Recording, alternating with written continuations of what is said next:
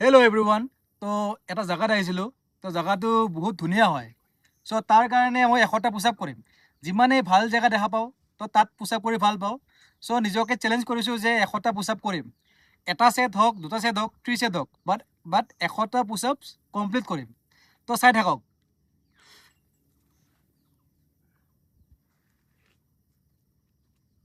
এনেকৈ কৰোঁ নেকি? নেকি ইজি হ'ব নেকি?